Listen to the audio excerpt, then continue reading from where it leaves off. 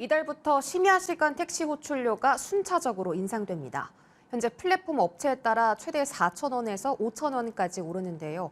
이 정부안과 별도로 서울시도 요금을 인상한다고 밝히면서 앞으로 택시 심야 기본 요금은 10,000원을 훌쩍 넘어설 것으로 보입니다. 보도에 박미라 기자입니다. 정부가 택시 승차난을 해소하기 위해 내세운 정책의 핵심은 심야 호출료와 같은 요금 인상을 통해 배달과 택배업으로 이탈한 택시기사를 다시 돌아오게 하겠다는 데 있습니다.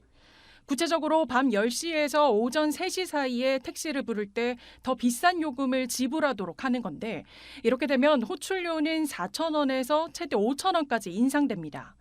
이미 지난달 28일부터 반반 택시를 시작으로 타다와 티머니, 카카오티가 심야 호출료를 순차적으로 인상하고 있습니다. 서울시의 요금안도 확정되면서 심야 시간의 택시 기본 요금은 4,800원에서 심야 할증률 40%를 적용하면 약 6,700원 선이 됩니다. 여기에 정부의 심야 호출료까지 붙으면 기본 요금은 결국 10,000원을 넘게 됩니다. 당장 내년 2월부터 택시 기본 요금을 10,000원 이상 내야 한다는 소식에 차라리 택시 말고 대리를 부르겠다는 목소리도 나옵니다.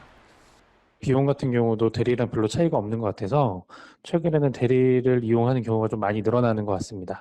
아마도 택시비가 오른다고 그러면 아마 지금 오히려 차를 더 가지고 다니시는 분들이 좀 많이 늘어날 거로 생각하고 있습니다. 실제로 대리 호출량도 꾸준히 증가하는 추세입니다. 지난 9월 카카오티 대리기사용 앱을 이용한 사람은 약 34만 6,700여 명인데 지난해 같은 달과 비교해도 2만여 명이 늘어났습니다. 상황이 이렇자 요금제 인상만으로 택시 문제를 해결할 수 없다는 지적이 나옵니다. 새로운 형태의 모빌리티 서비스가 나와야 공급이 탄력적으로 이루어질 수 있다는 겁니다. 택시기사가 반대한다고 해서 우버를 금지했고 숙박업이 반대한다고 해서 에어비앤비를 금지했는데 이러한 세계적인 큰 흐름을 따라가지 못하면 한국이 도태되거든요. 그래서 이렇게 요금만 올린다고 그런 것은 좋은 방법이 아니다. 모빌리티와 관련된 규제를 해제해 주는 게 제일 필요하고. 정부는 택시가 부족한 상황을 마냥 두고 볼 수만은 없다고 판단하고 타다와 우버 모델을 제도화한 플랫폼 운송 사업을 활성화해 나갈 방침입니다.